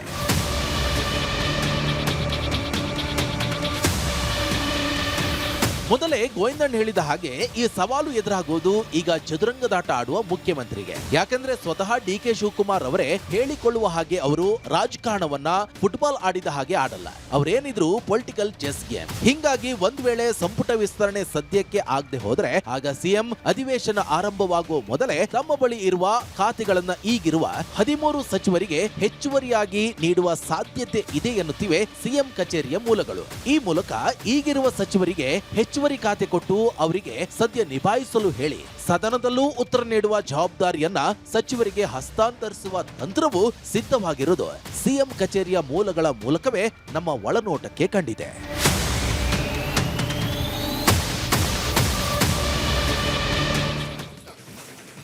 ಸಂಪುಟ ವಿಸ್ತರಣೆಗೆ ದಾರಿ ಯಾವುದು ಅನ್ನುವಂಥದ್ದೇ ಈಗ ಸದ್ಯಕ್ಕೆ ಪ್ರಶ್ನೆ ಆಗಿದೆ. ನಾಳೆಯೇ ಮುಖ್ಯಮಂತ್ರಿ DK ಶಿವಕುಮಾರ್ ಅವರು ದೆಹಲಿಗೆ ಪ್ರಯಾಣ ಬೆಳೆಸಲಿಕ್ಕಿದ್ದಾರೆ. ದಿಲ್ಲಿಯೇ ರಾಜ್ಯದ ಮುಖ್ಯಮಂತ್ರಿಗಳ ನಾಳಿನ ನಿಲ್ದಾಣ ಆಗಿದೆ. ಹಾಗಿದ್ರೆ ದಿಲ್ಲಿಯಲ್ಲಿ ಸಂಪುಟ ವಿಸ್ತರಣೆಯ ಚರ್ಚೆ ಬರುತ್ತಾ ಅನ್ನುವಂಥ ಪ್ರಶ್ನೆ. ಮುಖ್ಯವಾಗಿ ತಮಿಳುನಾಡಿನ ನಿಲುವಳಿ ಸೂಚನೆಗೆ ಉತ್ತರ ನೀಡುವ ಕಾರಣ ಇದು. ಸಂಸದರ ಸಮಾಲೋಚನೆ ಅನ್ನುವುದು ಮೂಲ ಕಾರಣ. ಸಂಸದರನ್ನ ಭೇಟಿಯಾಗಿ ಈ ವಿಚಾರಗಳ ಬಗ್ಗೆ ಸ್ವತಃ ಮುಖ್ಯಮಂತ್ರಿ ಅವರೇ ಮಾತಾಡಲಿಕ್ಕಿದ್ದಾರಂತೆ. ಇದರ ಮಧ್ಯೆ ವರಿಷ್ಠರ ಜೊತೆಗೆ ಸಮಾಲೋಚನೆ ಆಗುತ್ತಾ? ಆ ಸಮಾಲೋಚನೆ ಆದರೆ ಸಂಪುಟ ವಿಸ್ತರಣೆ ವಿಚಾರವಾಗಿ ಆಗುತ್ತಾ? ಅಧಿವೇಶನದ ಮಧ್ಯೆ ಹೈ ನಾಯಕರು ಸಂಪುಟ ವಿಸ್ತರಣೆಯ ತೀರ್ಮಾನವನ್ನ ಮಾಡ್ತಾರಾ? ಮುಖ್ಯವಾಗಿ ಸಮಯ ಕೊಡ್ತಾರಾ? ಹೀಗೆ 10 ಹಲವು ಪ್ರಶ್ನೆಗಳಿದೆ. ಆ ಪ್ರಶ್ನೆಗಳಿಗೆ ಉತ್ತರ ಏನು ಅನ್ನುವಂಥದ್ದು ನಮ್ಮ ಪ್ರಶ್ನೆ ಆಗಿದೆ. ಇದರ ಬಗ್ಗೆ ಉತ್ತರ ಕೊಡ್ತಾರೆ ವೀರೇಂದ್ರ ಅವರು. ವೀರೇಂದ್ರ, ಬಹುಶಃ ನೀವು ಹೇಳ್ತಾ ಇದ್ದೀರಲ್ಲ, ಸಂಪುಟ ವಿಸ್ತರಣೆಗೆ ದಾರಿ ಯಾವುದು ಅನ್ನುವಂಥದ್ದು ಒಂದಾದರೆ ಉತ್ತರ ಯಾವುದು ಅನ್ನುವಂಥ ಪ್ರಶ್ನೆಯೂ ಕೂಡ ಎಲ್ಲವೂ ಕೂಡ ಉತ್ತರದಿಂದನೇ ಆರಂಭ ಆಗುತ್ತೆ ಮುಖ್ಯಮಂತ್ರಿಗಳದ್ದು. ಹಾಗಿದ್ರೆ ಈಗ ಸಂಪುಟ ವಿಸ್ತರಣೆ ಯಾವಾಗ ಅನ್ನೋದು ಒಂದು, 20 ಸೀಟ್ಗಳ ಹಂಚಿಕೆ ಆಗಬೇಕಾದ್ರೆ ಇನ್ನೂ 20 ಜನ ಮಂತ್ರಿಗಳಾಗಬೇಕಾಗಿದೆ. ಇನ್ನು ಪೋರ್ಟ್ಫೋಲಿಯೋ ಕೊಟ್ಟಿಲ್ಲ. ಆದ್ದರಿಂದ ಈಗ ಎಲ್ಲ ಖಾತೆಗಳಿಗೆ ಉತ್ತರ ಕೊಡುವಂಥವರು ಮುಖ್ಯಮಂತ್ರಿಗಳೇ ಆಗಿರೋದ್ರಿಂದ ಹೇಗೆ ಉತ್ತರ ಕೊಡ್ತಾರೆ ಅನ್ನುವಂತಹ ಪ್ರಶ್ನೆ ಇದೆ. ಸೊ ಈ ಪ್ರಶ್ನೆಗೆ ನಿಮಗೇನಾದರೂ ಗುಸುಗುಸು ಗೋವಿಂದಣ್ಣ ಅವರಿಂದ ಉತ್ತರ ಸಿಕ್ಕಿದೆಯಾ? ಇದೇ ನನ್ನ ಉತ್ತರ, ಕೊಡುವೆ ಬಾರೆ ಹತ್ತಿರ ಅಂತ ನಿಮ್ಮನ್ನು ಹತ್ತಿರ ಕರೆಸ್ಕೊಂಡು ಉತ್ತರ ಹೇಳಿ ಕಳಿಸಿದಾರ? ಈಗ ಗೋವಿಂದಣ್ಣವರು ಈಗ ನಿಮ್ಮಷ್ಟು ಚೆನ್ನಾಗಿ ಹಾಡು ಹೇಳಲ್ಲ, ಆದ್ರೆ ಅವ್ರ ಮೂಲಗಳಿಂದ ಉತ್ತರ ಮಾತ್ರ ತುಂಬಾ ಚೆನ್ನಾಗಿ ತರ್ತಾರೆ ಪಾಟೀಲ್ರೆ. ಇಲ್ಲ, ನಾ ಹಾಡಿನ ಸಾಲನ್ನ ಮಾತಿನಲ್ಲೇ ಹೇಳಿದೆ. ಅಲ್ಲ ಬಟ್ ನೀವು ಹಾಡು ಚೆನ್ನಾಗಿ ಹೇಳ್ತೀರಿ ಅಂತ ನಮ್ಗೆ ಗೊತ್ತು. ಓಡಾಡಿ ನಿಮಗೂ ಹೆಂಗಾಗಿದೆ ಅಂದ್ರೆ ನೀವು ಹಾಡು ಚೆನ್ನಾಗಿ ಹಾಡ್ತೀರಿ ಅಂತ ಗೊತ್ತು ನಮಗೆ. ಈಗ ಬೇಡ, ಟೈಮ್ ಇಲ್ಲ, ಇನ್ನೊಂದ್ಸತಿ ಹೇಳ್ತೇನೆ ಹಾಡು. ಪಾಟೀಲ್ರೆ, ಈಗ ಈ ಉತ್ತರ ಕುಮಾರ ಅಂತೇಳಿ ಮಹಾಭಾರತದಲ್ಲಿ ಒಂದು ಬರುತ್ತೆ ಕ್ಯಾರೆಕ್ಟರ್, ಗೊತ್ತು ನಿಮಗೆ, ಹೌದಾ? ಅದನ್ನ ನಾವು ಆ ಉತ್ತರ ಕುಮಾರನ ಮರ್ತು ಬಿಡಿ. ಉತ್ತರ ಆನ್ ಕೋಟ್ ಕುಮಾರ ಅಂದ್ರೆ ಉತ್ತರ ಕೊಡುವ ಕುಮಾರ ಯಾರು? ಈಗ 20 ಖಾತೆಗಳಿದ್ದಾಗ ಆ 20 ಖಾತೆಗಳದ್ದು ಉತ್ತರ ಕೊಡಬೇಕಾದ್ದು ಶಿವಕುಮಾರರು. ಈಗ ಯಾಕಂದ್ರೆ ಯಾರ ಬಳಿ ಖಾತೆಗಳಿರ್ತವೆ, ಈಗ ಮುಖ್ಯಮಂತ್ರಿಗಳ ಬಳಿ ಈಗ ಹೆಚ್ಚುವರಿ ಖಾತೆಗಳೆಲ್ಲವೂ ಅವ್ರ ಹತ್ರ ಇದೆ. ಯಾರ್ಯಾರು ಮಿನಿಸ್ಟರ್ ಆಗಿಲ್ಲೋ ಆ ಎಲ್ಲಾ ಖಾತೆಗಳು ಅವ್ರ ಹತ್ರ ಇದೆ, ಹೌದಾ? ಆ ಖಾತೆಗಳದ್ದೆಲ್ಲ ಈಗ ಅಧಿವೇಶನ ಬಂದಾಗ ಉತ್ತರದಾಯಿತ್ವ ಮುಖ್ಯಮಂತ್ರಿಗಳದ್ದೇ. ಹೌದು. ಅದು ವಿಧಾನಸಭೆಯಲ್ಲೂ ವಿಧಾನ ಪರಿಷತ್ತಲ್ಲೂ ಎರಡೂ ಕಡೆ, ಹೌದಾ? ಹೀಗಿರುವಾಗ ಹೆಂಗ್ ಸಾಧ್ಯ? ಅಲ್ಲೂ ಇಲ್ಲೂ ಏಕಕಾಲಕ್ಕೆ ಅವ್ರು ಇರೋಕ್ಕಾಗಲ್ಲ. ಹೆಂಗಿರುತ್ತೆ ಗೊತ್ತಾ ಅಧಿವೇಶನ ನಡೆಯುವಾಗ ಪಾಟೀಲ್ರೆ? ಪ್ರತಿ ಗುರುವಾರ ಆ ದಿನವನ್ನ ವಿಧಾನ ಪರಿಷತ್ತಲ್ಲಿ ಉತ್ತರ ಕೊಡ್ಲಿಕ್ಕೆ ಅಂತ ನಿಗದಿ ಮಾಡ್ಕೊಂಡಿರ್ತಾರೆ ಮುಖ್ಯಮಂತ್ರಿ ಆದವರು. ಪ್ರತಿದಿನ ಅಲ್ಲಿಗೆ ಹೋಗ್ಲಿಕ್ಕೆ ಆಗಲ್ಲ ಅಂತ ಹೇಳಿ ಬಿಲ್ಗಳಿದ್ರು ಅವತ್ತೇ ತಗೊಂಡೋಗ್ತಾರೆ. ಅಲ್ಲಿ ಪ್ರಶ್ನೋತ್ತರಕ್ಕೆ ಅವತ್ತಿನ ದಿನ ಸಮಯ ನಿಗದಿ ಮಾಡಿರ್ತಾರೆ ಗುರುವಾರವನ್ನ. ಉಳಿದ ದಿನಗಳು ಇಲ್ಲಿ, ಉಳಿದ 4-5 ದಿನ ಇಲ್ಲಿರ್ತಾರೆ ಅವರು, ಎಲ್ಲಿ? ವಿಧಾನಸಭೆಯಲ್ಲಿ. ಆದರೆ ಈಗ ಹೆಂಗಾಗ್ಬಿಟ್ಟಿದೆ ಸಂದರ್ಭ ಅಂದರೆ, ಖಾತೆಗಳೆಲ್ಲ ಇವ್ರ ಕೈಯಲ್ಲೇ ಇದೆ. ಪ್ರಶ್ನೋತ್ತರ ಪ್ರತಿದಿನ ನಡೆಯುತ್ತೆ, ಶೂನ್ಯ ವೇಳೆ ಪ್ರತಿನಿತ್ಯ ಇರುತ್ತೆ, ನಿಲುವಳಿ ಸೂಚನೆ ಪ್ರತಿನಿತ್ಯ ತರ್ತಾರೆ, ಗಮನ ಸೆಳೆಯುವ ಸೂಚನೆಗಳು ಪ್ರತಿನಿತ್ಯ ಇರುತ್ತೆ. ಅದಕ್ಕೆಲ್ಲ ಉತ್ತರ ಕೊಡಲೇಬೇಕಲ್ಲ. ಉತ್ತರ ಕೊಡೋದು ಯಾರೀಗ? ಯಾರು ಉತ್ತರ ಕೊಡೋರು? ಸಚಿವರಿಲ್ಲ.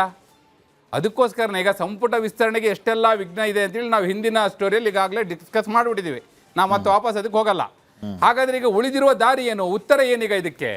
ಈ ಯಕ್ಷ ಪ್ರಶ್ನೆಗೆ ಉತ್ತರ ಏನು ಅಂತ ನೋಡಿದ್ರೆ, ಅದಕ್ಕೆ ಅವ್ರು ಹೇಳ್ತಿರ್ತಾರೆ, ಡಿ ಕೆ ಶಿವಕುಮಾರ್ ಯಾವಾಗಲೂ ಕೂಡ ಏನು ಹೇಳ್ತಿರ್ತಾರೆ ಗೊತ್ತಾ? ನಾನು ರಾಜಕೀಯವನ್ನ ಫುಟ್ಬಾಲ್ ಥರ ಆಡಲ್ಲ, ಚೆಸ್ ಥರ ಆಡ್ತೀನಿ ಅಂತ.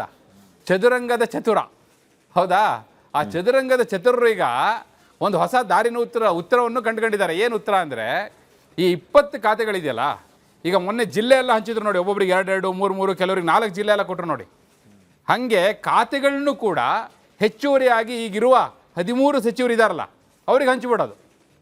ಯಾವುದೇ ಪ್ರಶ್ನೆಗಳು ಬರಲಿ, ಗಮನ ಸೆಳೆಯುವ ಸೂಚನೆ ಬರಲಿ, ನಿಲುವಳಿ ಸೂಚನೆ ಬರಲಿ, ಉತ್ತರ ಕೊಡೋದು ಅದೇ ಜವಾಬ್ದಾರಿ ಅವರೇ ನಿರ್ವಹಣೆ ಮಾಡ್ತಾರೆ. ಮತ್ತೆ ಈಗ ಒಂದು ಕಾರ್ಯಾಂಗ ಅಂತೇಳಿ ಕೆಲಸ ಮಾಡುವಾಗ ಅಧಿಕಾರಿಗಳು ಇರ್ತಾರಲ್ಲ ಪಾಟೀಲ್ರೆ, ಅಧಿಕಾರಿಗಳು ಉತ್ತರ ಎಲ್ಲ ತಯಾರು ಮಾಡಿರ್ತಾರೆ, ಅವರು ರೆಡಿ ಮಾಡಿ ಉತ್ತರ ಕೊಡ್ತಾರೆ. ಆ ಉತ್ತರವನ್ನು ಇವ್ರು ನಿಂತ್ಕೊಂಡು ಹೇಳೋದು. ಮತ್ತೆ ಉಪಪ್ರಶ್ನೆಗಳು ಬರುತ್ತೆ. ಅದಕ್ಕೋಸ್ಕರ ಸಚಿವರು ಬೇಕು. ಈಗ ಎಷ್ಟೋ ಬಾರಿ ಏನಾದ್ರು ಗೊತ್ತಾ, ಕೆಲವು ಸಚಿವರು ಇರಲ್ಲ, ಯಾವುದೋ ಒಂದು ಕೆಲಸದ ಮೇಲೆ ಹೊರಗೋಗಿರ್ತಾರೆ. ಆ ಸಚಿವರ ಪರವಾಗಿ ಮತ್ತೊಬ್ಬ ಸಚಿವರು ಉತ್ತರ ಕೊಡೋದು ಇರುತ್ತೆ, ಮುಖ್ಯಮಂತ್ರಿಗಳ ಪರವಾಗಿ ಸಚಿವರು ಉತ್ತರ ಕೊಡೋದು ನಡೆಯುತ್ತೆ. ಹೀಗೆ ಉತ್ತರ ಕೊಡಲಿಕ್ಕೆ ಹಲವಾರು ದಾರಿಗಳಿದೆ. ಇವ್ರು ಕಂಡಿರುವಂಥ ದಾರಿ ಯಾವುದಪ್ಪ ಅಂದರೆ, ಈಗ ಮುಖ್ಯಮಂತ್ರಿಗಳು ಕಂಡುಕೊಂಡಿರೋ ದಾರಿ ಯಾವುದಪ್ಪ ಅಂದರೆ, ಈಗ ಸಚಿವರಿಗೆ ಹೆಚ್ಚುವರಿ ಖಾತೆಗಳನ್ನ ಕೊಟ್ಟು ಅವರ ಮೂಲಕ ಉತ್ತರ ಕೊಡಿಸುವಂತಹ ದಾರಿಯನ್ನು ಈಗ ಮುಖ್ಯಮಂತ್ರಿಗಳು ಹುಡುಕೊಂಡಿದ್ದಾರೆ. ಒಂದು ವೇಳೆ ವಿಸ್ತರಣೆ ಆಗದೆ ಹೋದರೆ ಉಳಿದಿರೋ ದಾರಿ ಅದೊಂದೇ. ಆ ದಾರಿ ಮೂಲಕ ಈಗ ಅವರು ಉತ್ತರ ದಿಕ್ಕಿನ ದಾರಿಯನ್ನು ಹೇಗೆ ಹಿಡಿತಾರಲ್ಲ, ಈ ಉತ್ತರಕ್ಕೂ ಈ ಉತ್ತರದ ದಾರಿಯನ್ನು ಹಿಡ್ಕೊಂಡಿದ್ದಾರೆ ಅಂತೇಳಿ ಪಾಟೀಲ್ರೆ. ಈಗ ಆಗಸ್ಟ್ 6ಕ್ಕೆ ಸೆಷನ್ ನಮ್ಮಲ್ಲಿ ಆರಂಭ ಆಗುತ್ತೆ ಅಲ್ವಾ? ಆಲ್ಮೋಸ್ಟ್. ಯಾಕಂದ್ರೆ ಇದು ಕ್ಯಾಬಿನೆಟ್ ಅಲ್ಲಿ ಡಿಸಿಷನ್ ಆಗಬೇಕು. ನಮ್ಮ ಗೋವಿಂದಣ್ಣರು ಇನ್ನೂ ಅಲ್ಲೇ ಇದ್ದಾರೆ. ಕ್ಯಾಬಿನೆಟ್ ಡಿಸಿಷನ್ ಆಯ್ತಾ ಇಲ್ಲ ಇನ್ನೂ ಗೊತ್ತಿಲ್ಲ. ಯಾಕಂದ್ರೆ ಮುಖ್ಯಮಂತ್ರಿಗಳು ಸ್ಟೇಟ್ಮೆಂಟ್ ಮಾಡಿದ್ದಾರೆ 6ನೇ ತಾರೀಕು ಅಂತ.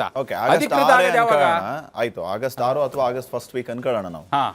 ನಾಳೆ ಚೀಫ್ ಮಿನಿಸ್ಟರ್ ಅವರು ಡೆಲ್ಲಿಗೆ ಹೋಗ್ತಾರೆ. ಈಗ ಈ ಕಾವೇರಿ ವಿಚಾರವಾಗಿ ಚರ್ಚೆ ಅನ್ನೋದು ಒಂದು ಕಡೆ ಆದ್ರೆ, ಅವರಿಗೆ ನಾವು ಈಗ ಮೊದಲ ಸ್ಟೋರಿಯಲ್ಲಿ ಹೇಳ್ತಾ ಇದ್ವಲ್ಲ, ಖರ್ಗೆ ಅವರು ರಾಜ್ಯಸಭೆಯಲ್ಲಿ ಆಡಳಿತ ಪಕ್ಷವನ್ನು ಕಟ್ಟಿ ಹಾಕೋದ್ರಲ್ಲಿ ಬಿಸಿ, ಈ ಕಡೆ ರಾಹುಲ್ ಗಾಂಧಿ ಅವರು ಈ ಕಡೆ ಬಿಸಿ ಆಗ್ತಾರೆ. ಇದ್ರ ಮಧ್ಯೆ ಸಂಪುಟ ವಿಸ್ತರಣೆ ವಿಚಾರಕ್ಕೆ ಸಮಯ ಕೊಡ್ತಾರ ಅನ್ನೋದ್ರ ಬಗ್ಗೆ ನಾವು ಮೊದಲು ಮಾತಾಡಿದ್ವಿ. ನಿಜಕ್ಕೂ ಇದ್ರ ಬಗ್ಗೆ ಚರ್ಚೆ ಆಗಿ ಶೀಘ್ರ ಸಂಪುಟ ವಿಸ್ತರಣೆ ಆಗುವಂತ ಸಾಧ್ಯತೆ ಇದೆಯಾ ಅನ್ನೋದು ಒಂದು ಕಡೆ ಆದ್ರೆ, ಆಯ್ತಪ್ಪ ಸಂಪುಟ ವಿಸ್ತರಣೆ ತೀರ್ಮಾನ ಹೈಕಮಾಂಡ್ ತಗೊಂಡ್ಬಿಟ್ರು ಅಂತ ಇಟ್ಕೊಳ್ಳಿ.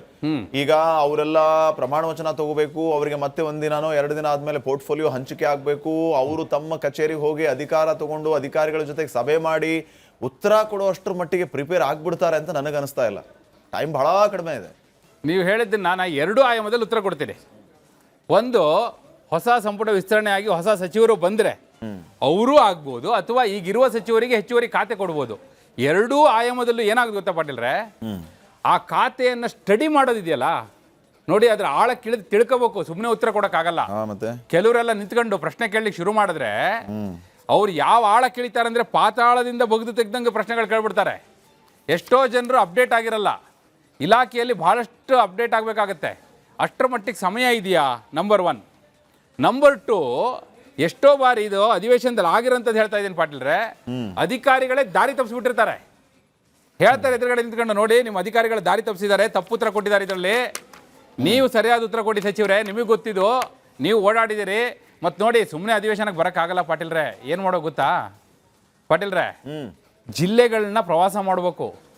ಜಿಲ್ಲೆಗಳು ಪ್ರವಾಸ ಮಾಡಿ ಅಲ್ಲಿ ಸನ್ನಿವೇಶವನ್ನು ಅರ್ಥಕೊಂಡು ಮಾಹಿತಿ ಕಲೆ ಹಾಕೊಂಡ್ಬಂದು ನೋಡಿ ಹಿಂಗಿದೆ ಅಂತ ಹೇಳ್ಬೇಕು. ಈಗ ಮೊನ್ನೆ ಆಲ್ರೆಡಿ ಈಗ ಬರಗಾಲದ ವಿಷಯ ತಗೊಳ್ಳೋಣ. ಆರ್ ಅಶೋಕ್ ಅವರು ಮಂಡ್ಯಕ್ಕೆ ಹೋಗಿದ್ರು, ವಿಜಯೇಂದ್ರ ಅವರು ಬೀದರಿಗೆ ಹೋಗಿದ್ರು, ಕಲಬುರಗಿ ಹೋಗಿದ್ರು, ಬೆಳಗಾವಿ ಹೋಗಿದ್ರು. ಅದಕ್ಕೆ ಮುಖ್ಯಮಂತ್ರಿಗಳು ಕೂಡ ನೀವು ನೋಡಿದ್ರಿ, ಮುಖ್ಯಮಂತ್ರಿಗಳು ಈ ಕಡೆ ಪ್ರವಾಸ ಎಲ್ಲ ಮಾಡ್ತಾ ಇದ್ರು. ಆದರೆ ಸಚಿವರು ಎಲ್ಲ ಇಲಾಖೆಯನ್ನು ನಿರ್ವಹಣೆ ಮಾಡ್ತಿರುವಂಥ ಸಚಿವರು ಪ್ರವಾಸ ಮಾಡ್ಲಿಕ್ಕೆ ಯಾರು ಇಲ್ವಲ್ಲ. ಈಗ ಬಂದು ಅವರು ರಾಜ್ಯ ಪ್ರವಾಸ ಮಾಡಿ ಅಲ್ಲಿ ಆನ್ ಗ್ರೌಂಡ್ ಏನಿದೆ ಸಿಚುವೇಶನ್ ಅಂತಲಿ ಸ್ಟಡಿ ಮಾಡಿ ಬಂದು ಉತ್ತರ ಕೊಡುವಂಥ ಸಂದರ್ಭ ಸನ್ನಿವೇಶ ಸದ್ಯಕ್ಕೆ ಮೇಲ್ನೋಟಕ್ಕೆ ಕಾಣುವ ಹಾಗೆ. ಅಷ್ಟು ಸಮಯ ನೀವು ಹೇಳಿದಾಗೆ ಅವರಿಗೆ ಒಂದು ಕಡೆ ಇಲಾಖೆ ಸ್ಟಡಿ ಮಾಡಬೇಕು, ಅಧಿಕಾರಿಗಳ ಸಭೆ ನಡೆಸಬೇಕು, ಆನ್ ಗ್ರೌಂಡ್ ಏನು ಇದೆ ಅನ್ನೋ ತಿಳ್ಕೋಬೇಕು. ಇಷ್ಟೆಲ್ಲ ಆಗುವಂಥ ಲಕ್ಷಣಗಳು ಕಾಣಿಸ್ತಾ ಇದೆಯಾ ಕೇಳಿದ್ರೆ ವಿಧಾನಸೌಧದ ಕಾರಿಡಾರ್ನ ಮೂಲಗಳು ಹೇಳ್ತಾ ಇದೆ ಆ ರೀತಿಯ ಲಕ್ಷಣಗಳು ಇಲ್ಲಿ ಗೋಚರಿಸ್ತಾ ಇಲ್ಲ ಅಂತ ಹೇಳ್ತಾ ಇವೆ ಪಾಟೀಲ್. ಬಹುಶಃ ನಾನು ಮೊದಲ ಸ್ಟೋರಿಗೆ ಕೇಳಿದಂತಹ ಪ್ರಶ್ನೆ ಇಲ್ಲಿ ಈಗ ನಿಮಗೆ ಉತ್ತರ ಕೊಡೋದಕ್ಕೆ ಸಮಂಜಸ ಅಂತ ಅನ್ಸುತ್ತೆ. ಯಾವ ಪ್ರಶ್ನೆ ಅಂತಂದ್ರೆ, ಸಂಪುಟ ವಿಸ್ತರಣೆ ಆಗ್ಲಿಲ್ಲ ಅಂತಂದ್ರೆ ಅದು ಡಿ ಕೆ ಶಿವಕುಮಾರ್ ಅವರಿಗೆ ಅನುಕೂಲ ಆಗುತ್ತಾ, ಆದ್ರೆ ಸಿಕ್ಕಾಪಟ್ಟೆ ಒತ್ತಡ ಆಗುತ್ತಾ ಅನ್ನೋಂಥ ಪ್ರಶ್ನೆ. ಸರಿ ಇದೆ. ಯಾಕಂದ್ರೆ ನೋಡಿ, ಸಂಪುಟ ವಿಸ್ತರಣೆ ಅನ್ನೋದು ನಿಮಗೆ ಅಧಿವೇಶನದಲ್ಲಿ ಉತ್ತರ ಕೊಡುವ ದೃಷ್ಟಿಯಿಂದ ನೋಡಿದ್ರೆ ಅದು ಅವರಿಗೊಂದು ರಿಲೀಫು. ಹೌದಪ್ಪ, ಭಾರ ಎಲ್ಲ ಬೇರೆಯವ್ರಿಗೆ ನಾನು ವರ್ಗಾಯಿಸಿದೆ ಅಂತ ಹೇಳಿ. ಆದರೆ ಈ ಸಂಪುಟ ವಿಸ್ತರಣೆ ಅನ್ನೋದು ಕೈ ಹಾಕಿದ್ರೆ ಹೆಂಗೆ ಗೊತ್ತಾ, ಇದು ಜೇನುಗೂಡಿಗೆ ಕೈ ಹಾಕಿದಾಗೆ. ಜೇನುಗೂಡಿ ಕೈ ಹಾಕಿ ಅದು ಬಚಾವಾಗೋದು ಉಂಟೆ, ಆ ಪರಿಸ್ಥಿತಿಗೆ ಬಂದು ನಿಂತ್ಕೊಂಡ್ಬಿಡ್ತಾರೆ ಅನ್ನೋದು ಕ್ವೀನ್ಸ್ ರೋಡಿನ ಮೂಲಗಳೇ ಹೇಳ್ತಾ ಇವೆ. ಏನಾಗಿದೆ ಪರಿಸ್ಥಿತಿ ಇದೆ ಅಂದರೆ ಅಲ್ಲಿ ಪಾಟೀಲ್ರೆ, ಎಷ್ಟು ಜನ 45 ಜನ ಅಧಿಕೃತವಾಗಿ ಓಪನ್ ಆಗಿ ಬಂದು ಕ್ಲೈಮ್ ಮಾಡ್ತಿರೋರು ನಮಗೆ ಕೊಡಲೇಬೇಕು ಅಂತೇಳಿ. ಆಮೇಲೆ ಮೋರೆವರ್ ವೀರೇಂದ್ರ, ಸಾರಿ ಫಾರ್ ಇಂಟರಪ್ಟ್, ನನಗೆ ಏನು ಅನ್ಸುತ್ತೆ, ಈಗ ಹೌಸ್ ಅಲ್ಲಿ ಪ್ರಶ್ನೆ ಮಾಡ್ತಾರಪ್ಪ ವಿರೋಧ ಪಕ್ಷದ ನಾಯಕರುಗಳು ಅಥವಾ ಶಾಸಕರುಗಳು. ಈಗ ಮುಖ್ಯಮಂತ್ರಿಗಳಿಗೆ ಸಂಬಂಧ ಇಲ್ದಿರುವಂತಹ ಪೋರ್ಟ್ಫೋಲಿಯೋದ ಬಗ್ಗೆ ಪ್ರಶ್ನೆ ಮಾಡ್ತಾರೆ, ಉತ್ತರದಾಯಿತ್ವ ಮುಖ್ಯಮಂತ್ರಿಗಳೇ ಇದ್ದಾರೆ ಅಂದಮೇಲೆ ಈಗ ಆ ಡಿಪಾರ್ಟ್ಮೆಂಟ್ ಬಗ್ಗೆ ಮುಖ್ಯಮಂತ್ರಿಗಳಿಗೆ ಮಾಹಿತಿ ಗೊತ್ತಿರಲಿಲ್ಲ ಅಂತಂದ್ರೆ ಅಥವಾ ವಿಚಾರ ಗೊತ್ತಿರಲಿಲ್ಲ ಅಂತಂದ್ರೆ ನೀವು ಕೊಟ್ಟಿರುವಂತಹ ಸಲಹೆ ಅಥವಾ ನಿಮ್ಮ ಪ್ರಶ್ನೆಯನ್ನ ಗಂಭೀರವಾಗಿ ಪರಿಗಣಿಸ್ತೇವೆ, ಅಧಿಕಾರಿಗಳಿಗೆ ಸೂಚನೆ ಕೊಡ್ತೇವೆ, ಶೀಘ್ರಾತಿ ಶೀಘ್ರ ಈ ಬಗ್ಗೆ ಕ್ರಮ ತಗೊಳ್ಳೋದಕ್ಕೆ ನಾನು ಸೂಚನೆ ಕೊಡ್ತೀನಿ ಅಂತ ಮುಖ್ಯಮಂತ್ರಿಗಳು ಹೇಳ್ಬಿಡ್ತಾರೆ. ಇದೇನು ದೊಡ್ಡ ವಿಚಾರ ಅಲ್ಲ ಅಂತ ಅನ್ಸುತ್ತೆ. ಇದರಿಂದ ಅವ್ರಿಗೆ ಬರ್ಡನ್ ಆಗುತ್ತೆ ಅಂತ ನನಗಂತೂ ಭಾವನೆ ಬರ್ತಾ ಇಲ್ಲ. ಈಗ ಬರ್ಡನ್ನು ನಾವು ಯಾರ ದೃಷ್ಟಿಯಿಂದ ನೋಡ್ಬೇಕು? CM ಬರ್ಡನ್ ಆಗುತ್ತೋ, ಮಿನಿಸ್ಟ್ರಿಗೆ ಬರ್ಡನ್ ಆಗುತ್ತೋ ಅಲ್ಲ, ಸಮಸ್ಯೆಯನ್ನ ಎದುರಿಸ್ತಿರೋರಿಗೆ ಬರ್ಡನ್ ಆಗುತ್ತಲ್ಲ, ಜನರಿಗೆ ಬರ್ಡನ್ ಆಗುತ್ತಲ್ಲ ಅನ್ನೋದು ಜನಸಾಮಾನ್ಯರು ಮಾತಾಡ್ತಾ ಇರೋದು ಪಾಟೀಲ್ರೆ. ಈಗ ಯಾಕಂದ್ರೆ ಇದರ ಉದ್ದೇಶ ಏನು? ಅಧಿವೇಶನದ ಮೂಲ ಉದ್ದೇಶ ಏನು? ವಿಸ್ತರಣೆ ಆಗಿಲ್ಲ ಅಂದ್ಮೇಲೆ ಅದನ್ನ ಅವ್ರು ಈ ರೀತಿ ಉತ್ತರ ಕೊಟ್ಟು ಕೂಡ ಪಾರಾಗ್ತಾರೆ. ಮುಂದೆ ಅದನ್ನ ಗಂಭೀರವಾಗಿ ತಗೋತಾರೋ ಬಿಡ್ತಾರೋ that is up to CM. ಅಲ್ಲ, ಈ ಉತ್ತರ ಕೊಡೋದು ಸಂಪುಟ ವಿಸ್ತರಣೆ ಆಗ್ಬೇಕು ಅಂತ ಇಲ್ಲ. ವಿಸ್ತರಣೆ ಆಗಿ 34 ಜನ ಸಚಿವರಿದ್ರು, ಹೇಳ್ತೀನಿ ಕೇಳಿ, 34 ಜನ ಸಚಿವರಿದ್ರು, ಪರಿಶೀಲಿಸಲಾಗುವುದು ಅನ್ನೋದೇ 99% ಉತ್ತರಗಳಿರುತ್ತೆ. ಹೆಚ್ಚಿನ ಬಾರಿ ಎಷ್ಟೋ ಬಾರಿ ಅದೇ ಆಗುತ್ತೆ, ಏನು ಬರೀ ಪರಿಶೀಲನೆ ಮಾಡ್ತೀವಿ ಅಂತ ಉತ್ತರ ಕೊಡ್ತಿರಲ್ಲ ಅನ್ನೋದು ವಿಧಾನಸಭೆ ಅಧಿವೇಶನದಲ್ಲಿ, ವಿಧಾನ ಪರಿಷತ್ನ ಅಧಿವೇಶನದಲ್ಲಿ ಪದೇ ಪದೇ ಚರ್ಚೆ ಆಗೋದಿದು. ಈ ಪರಿಶೀಲಿಸಲಾಗುವುದು ಇದೆಯಲ್ಲ, ನೀವು ತೆಗೆದು ನೋಡಿದ್ರೆ, ಈ ಅಧಿವೇಶನದ ರೆಕಾರ್ಡಿಂಗ್ ತೆಗೆದು ನೋಡಿದ್ರೆ ಹೈಯೆಸ್ಟ್ ಇರೋದು ಪರಿಶೀಲಿಸಲಾಗುವುದು ಅನ್ನೋದೇ ಉತ್ತರ. ಎಷ್ಟೋ ಸತಿ ಹೇಳ್ಕೊಡ್ತಾರೆ. ಯಾರೋ ಹೊಸ ಮಿನಿಸ್ಟರ್ ಬಂದಿರ್ತಾರೆ ಅನ್ಕೊಳ್ಳಿ. ಈಗ ರಹೀಮ್ ಖಾನ್ ಒಂದ್ಸತಿ ನಿಂತ್ಕೊಂಡಿದ್ರು, ಅವ್ರಿಗೆ ಉತ್ತರ ಕೊಡೋಕ್ಕಾಗ್ತಿರಲ್ಲ. ಬೈರತಿ ಸುರೇಶ್ ಕಿವಿ ಹತ್ರ ಹೋಗಿ ಹೇಳ್ತಿದ್ರು ಪರಿಶೀಲಿಸಲಾಗುವುದು ಅಂತ ಹೇಳಿ ಅಂತೇಳಿ ಕಿವಿಯಲ್ಲಿ ಹೇಳ್ತಾ ಇದ್ರು. ಅವರು ಪರಿಶೀಲಿಸಲಾಗುವುದು ಅಂತೇಳಿ ಇಟ್ಟು ಕೂತ್ಕೊಂಡ್ರು. ಅಂದ್ರೆ ನಾ ಹೇಳೋದು, ಈ ಪರಿಶೀಲಿಸಲಾಗುವುದು ಅನ್ನುವ ಒಂದು ವಾಕ್ಯ highest repeated word in the history of assembly ಅಂತೇಳಿ ಪಾಟೀಲ್ರೆ. ಸೊ ಗೋವಿಂದಣ್ಣ ಅವರು ನಿಮಗೆ ಮೂಲಗಳ ಮೂಲಕ ಕೊಟ್ಟ ಮಾಹಿತಿಯನ್ನು ಪರಿಶೀಲಿಸಲಾಗುವುದು. Thank you. ಸೊ ಇವತ್ತಿನ ಒಳನೋಟದಲ್ಲಿ ಇಷ್ಟೆಲ್ಲ ವಿಚಾರಗಳ ಬಗ್ಗೆ ನಾವು ಚರ್ಚೆಯನ್ನ ಮಾಡಿದ್ವಿ. ಸಂಪುಟ ವಿಸ್ತರಣೆ ದಾರಿ ಯಾವುದು ಡಿ ಕೆ ಶಿವಕುಮಾರ್ ಅವರಿಗೆ ಅನ್ನುವಂತಹ ಪ್ರಶ್ನೆ ಇದೆ. ಸಂಪುಟ ವಿಸ್ತರಣೆ ಆಗುತ್ತಾ ಆಗಸ್ಟ್ 6ನೇ ತಾರೀಕಿನ ಒಳಗೆ ಅಥವಾ ಅಧಿವೇಶನ ನಡೆಯೋದ್ರೊಳಗೆ ಅನ್ನುವಂತಹ ಪ್ರಶ್ನೆ ಇರೋದು ಒಂದು ಕಡೆ, ಆದರೆ ಹೈಕಮಾಂಡ್ ಯಾವುದಕ್ಕೆ ಪ್ರಾಶಸ್ತ್ಯವನ್ನ ಕೊಡುತ್ತೆ ಅನ್ನುವಂತಹ ಪ್ರಶ್ನೆಯೂ ಕೂಡ ಇದೆ. ಈ ಎಲ್ಲ ವಿಚಾರಗಳ ಬಗ್ಗೆ ಏನು ಬೆಳವಣಿಗೆ ಆಗುತ್ತೆ ಅಂತ ಮತ್ತೆ ಇದೇ ಒಳನೋಟದಲ್ಲಿ ನಾಳೆ ಹೇಳ್ತೀವಿ. ಇದಾಗಿತ್ತು ಇವತ್ತಿನ ಒಳನೋಟ ವಿಶೇಷ ಕಾರ್ಯಕ್ರಮ.